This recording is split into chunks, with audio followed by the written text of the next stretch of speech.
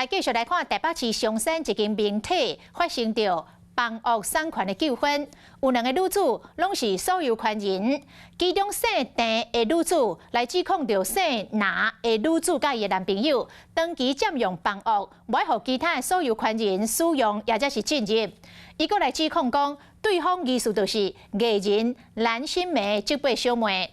蓝心湄本尊来回应咯，讲伊根本就毋捌即个姓拿的女子，即件纠纷佫牵出着案外案。即个姓拿的女子伊的男朋友，竟然是一个已经bị10多年的强盗的通缉犯。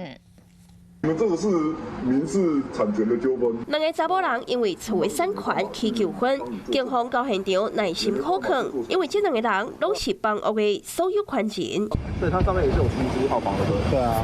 然后1、2楼就仓库，那个已经没有做很久了。代志就发生在台北市松山区的一个民体，姓陈所有权人控诉姓赖女子和大做伙男朋友长期占用房屋，无要互其他所有权人使用或者是入去。伊伫3年前买厝了后，拢无入去过。对方佫讲，家己是拿新币的即辈小妹。他就一直待在里面，它里面都是他装潢，然后呢，他这个铁门锁了好几道，这样子，全部就在里面。产权在里面，部分产权啊，因为我们是共同持有，对，但他全部就是门锁全部都是在那边，他没有让我们进去。验到这件房屋产权的纠纷，佮牵出案外案，因为和姓拿女子大做伙男朋友，竟然是一个被10多档的强盗通缉犯。请问我什么东西被告什么现在是什么？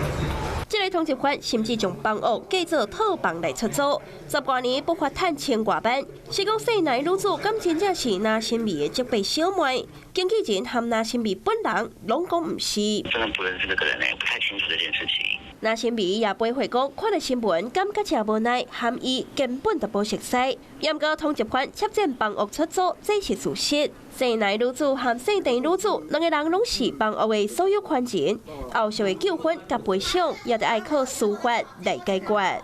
Hello， 我是郑雅芳。想要抢先掌握最及时的新闻资讯吗？赶快订阅、按赞、开启小铃铛，锁定华视新闻 YouTube 频道。